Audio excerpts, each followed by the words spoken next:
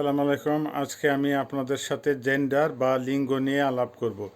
তাই অনুষ্ঠানটা শেষ পর্যন্ত দেখার অনুরোধ করছি, তাহলে আপনারা কিছু হলে বুঝতে পারবেন। আর আপনারা যদি কিছু বুঝতে পারেন সেটাই, তাহলে আমার এই কষ্টটা সার্থক হবে। আসুন তাহলে শুরু করি। আসসালামু আলাইকুম। আজকে আমি জেন্ডার নিয়ে আলোচনা করব, বা বাংলা ভাষায় লিঙ্গ। এর জন্য আমি একটা আগেই ছক তৈরি করেছি, এটারই এখন আপনাদের মাধ্যমে আলোচনা করব। রাশিয়ান ভাষায় মাস্কুলিন বা পুলিঙ্গ এটাকে বলে মুস্কৈরোধ। মাস্কুলিন বা পুলিঙ্গ এটাকে বলে মুস্কৈরোধ। উচ্চারণ হবে মুস্কৈরোধ। মুস্কৈরোধের মধ্যে পড়বে সে, অন উচ্চারণ, ইংলিশে হবে হি, আর বাংলায় হবে সে। এরপরে আসছি ফেমিনিন বা স্ত্রীলিঙ্গ নিয়ে। স্ত্রীলিঙ্গতে পড়বে আনা, সে, উচ্চারণ হবে আনা, ইংলিশে হবে সি। ফেমিনিন স্ত্রীলিঙ্গ। স্ত্রীলিঙ্গর রাসায়ন হবে জেন্সকি রোধ, উচ্চারণ হবে জেন্সকি রোধ। এরপরে আসছি আমি নিউটার বা ক্লিবলিঙ্গ নিয়ে। ক্লিবলিঙ্গর রাসায়ন, নিউটার বা ক্লিবলিঙ্গের রাসায়ন হবে স্মৃতিনিরোধ। আর রাসায়নিক হবে এখানে অন, মুস্কৈরোধ বা ম্যাসকুলিন হবে অন, জেন্সকি রোধে বা ফেমিনিনে হবে আনা, এবং ক্লিবলিঙ্গ বা স্মৃতিনিরোধে হবে আনো, উচ্চারণ এটার বাংলা হবে এটা বা ইট। আর বহুবচনে হবে, প্লুরাল বহুবচনে হবে সবগুলো দে অথবা আনি। আসেন এখন আমরা প্রথমে পুলিঙ্গ মাস্কুলিন বা মুস্কৈরোধ নিয়ে আলোচনা করি। যেসব শব্দের শেষে ব্যঞ্জনবর্ণ থাকবে সেগুলো সাধারণত পুলিঙ্গ হয়ে থাকে। আবারও বলছি, যেসব শব্দের শেষে ব্যঞ্জনবর্ণ থাকে সেগুলো সাধারণত পুলিঙ্গ বা মুস্কৈরোধ হয়ে থাকে। যেমন যেসব শব্দের শেষে ই থাকে সেগুলো মুস্কৈরোধ। যেমন মুজে দেখছেন, মিউজিয়ের বাংলা হবে মিউজিয়াম বা জাদুঘর, অথবা সানাতরি, উচ্চারণ হবে সানাতরি। সানাতরির বাংলা হবে স্বাস্থ্য কমপ্লেক্স। এরপরে আসছি যেসব শব্দের শেষে এই সফট মেকিজনাক বা সফট থাকে, এই শব্দটা থাকে, সেটার পুলিঙ্গ হবে। যেমন ধরেন স্লাভার। আর স্লাভারের অর্থ হচ্ছে ডিকশনারি। দোষের অর্থ হচ্ছে বৃষ্টি, দোষ। এরপর হচ্ছে ক্যালেন্ডারের অর্থ হচ্ছে ক্যালেন্ডার, উচ্চারণ হবে ক্যালেন্ডার। রুবলের রাসায়ন হচ্ছে রুবল, বা বাংলা হচ্ছে রুবল অথবা উচ্চারণ হচ্ছে রুবল। এরপরে আসছে শ্যাম্পুন, উচ্চারণ হবে শ্যাম্পুন, এটার বাংলা হবে শ্যাম্পু। দিনের উচ্চারণ হচ্ছে দিন এবং বাংলা হচ্ছে দিন।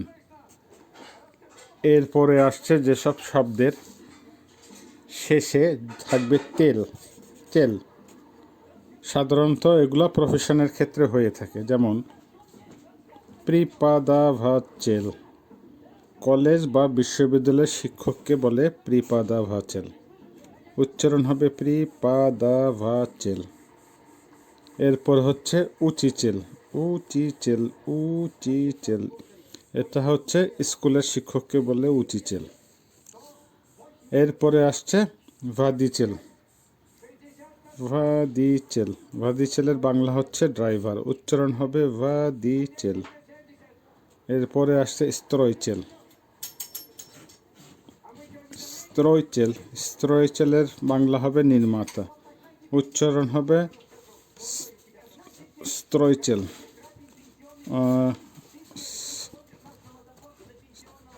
স্ত্রয়চেল চেল।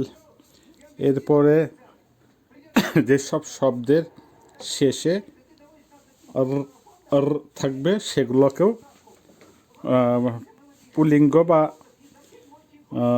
পুলিঙ্গ বা ম্যাসকুলিন জেন্ডারে পড়ে।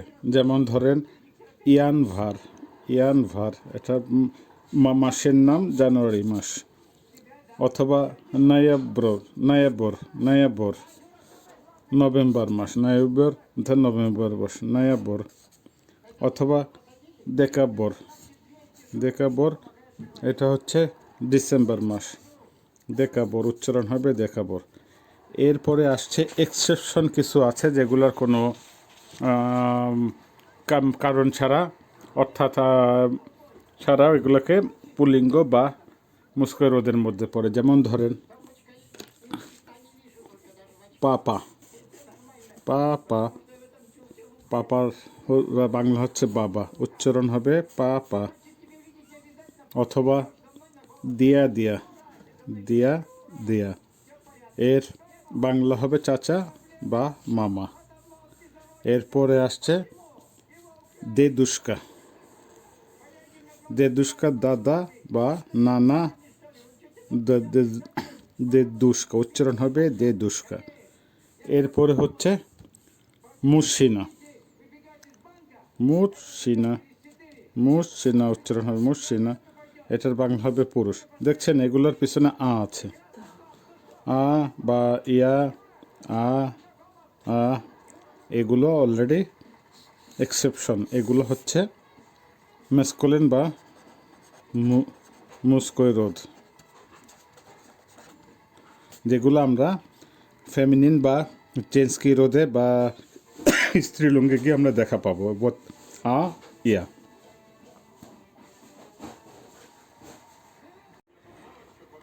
এরপর আসছি স্ত্রীলিঙ্গ বা ফেমিনিন বা মুস্কো রোদ এই জেন্ডারে সাধারণত যেগুলো শব্দের শেষে অথবা এয়া থাকে সেগুলি স্ত্রীলিঙ্গ বা জেন্সকি রোদ বা ফেমিনিন হয়ে থাকে।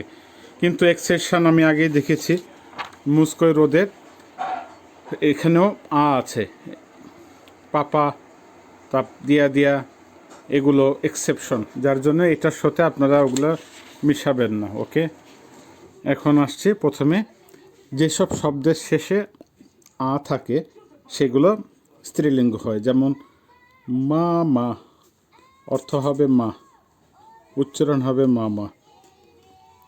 সিস্ত্রা,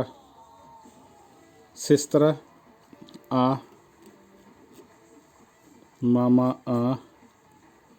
অর্থ বোন, সিস্ত্রা, উচ্চারণ হবে। এরপরে আসছে পাদ্রুগা, এই যে শেষে, পাদ্রুগার বাংলা হবে বান্ধবী, উচ্চারণ হবে পাদ্রুগা। এরপর হচ্ছে স্তারানা, আবার দেখছেন স্তারানা হচ্ছে দেশ, অর্থ স্তারানা, উচ্চারণ হবে স্তারানা। এরপর আসছে যেসব শব্দের শেষে ইয়া আছে সেগুলো স্ত্রীলিঙ্গ হবে। যেমন ধরেন সিমিয়া, এটার অর্থ হচ্ছে পরিবার, উচ্চারণ হচ্ছে সিমিয়া। তারপরে আসছে তোতিয়া, আবার যে ইয়া লাস্টে, তোতিয়ার বাংলা হবে খালা, চাচি, ফুফু, উচ্চারণ তোতিয়া। উচ্চারণটা অনেকটা এই জায়গাটা চের মতো উচ্চারণ, তোতিয়া। এরপরে আসছে স্তানসিয়া, এই যে ইয়া, স্তানসিয়ার অর্থ হচ্ছে স্টেশন, উচ্চারণ হবে স্তানসিয়া। ইটা এসব জায়গায় খুব অল্প উচ্চারণ, স্তানসিয়া। আপনাদের সুবিধার উচ্চারণের সুবিধার জন্য আমি এটা যোগ করেছি, স্তানসিয়া। এরপর আছে যেসব শব্দের শেষে ম্যাককিজ নাক থাকবে সেটা ফেমিনিন বা জেন্সকি রোধ বা স্ত্রীলিঙ্গ হবে। ধরেন মাত, মাত উচ্চারণ হবে মাত, এটার অর্থ হচ্ছে মা। দোচ, দোচের অর্থ হচ্ছে মেয়ে, দোচ। নোচ, নোচের অর্থ হচ্ছে রাত্রি, উচ্চারণ হবে নোচ। এরপর আসছে তিত্রাজ, তিত্রাত, এটার অর্থ হবে খাতা, উচ্চারণ হবে তিত্রাত। মিশ, মিশের বাংলা হবে ইঁদুর, উচ্চারণ হবে মিশ। পিচাল, এখানে একটু ভুল হয়েছে, পিচাল, পিচাল, পিচাল অর্থ দুঃখজনক, উচ্চারণ হবে পিচাল। এক্সেপশন, এখানেও এক্সেপশন আছে, যেমন ইমিয়া, ইমিয়া এটা না এক্সেপশন, এটা ক্লিবলিঙ্গ, সরি সরি সরি।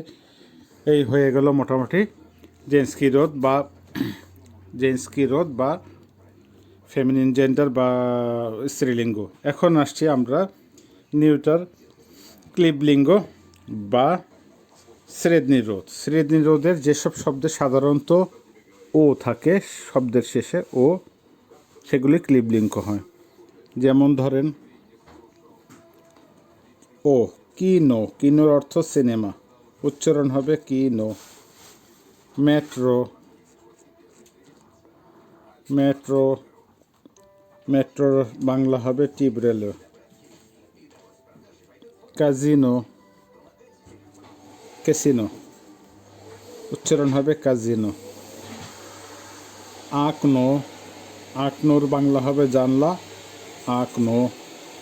তারপরে আসতেছে যেসব শব্দের শেষে ইয়ে থাকবে সেগুলো ক্লিবলিঙ্গ বা শ্রেদনিরোধ বা নিউটার। যেমন ধরেন মোরে, এটার বাংলা হচ্ছে সমুদ্র, উচ্চারণ হবে মোরে। পোলে, পোলের অর্থ হবে মাঠ, উচ্চারণ হবে পোলে। এক্সেপশন এখানেও আছে, যেমন জেন্সকি রোধ এবং দেখেছিলাম যে ইয়া আছে, এবং মুস্কো রোধে এক্সেপশনে ইয়া দেখছি, এখানে এক্সেপশন আছে। যেমন ইমিয়া, ইমিয়ার অর্থ হবে নাম, উচ্চারণ হবে ইমিয়া, এটা শ্রেদনিরোধ বা নিউটার বা ক্লিবলিঙ্গ। ভ্রেমিয়া, এটার বাংলা হবে সময়। এরপরে আসছে জিমা, জিমার জিমা, জিমার বাংলা হবে শীতকাল।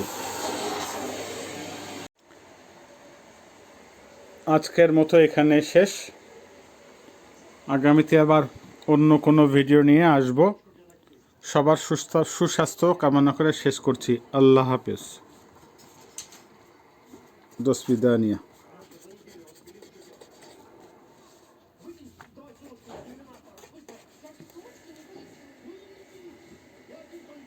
আল্লাহ হাফেজ।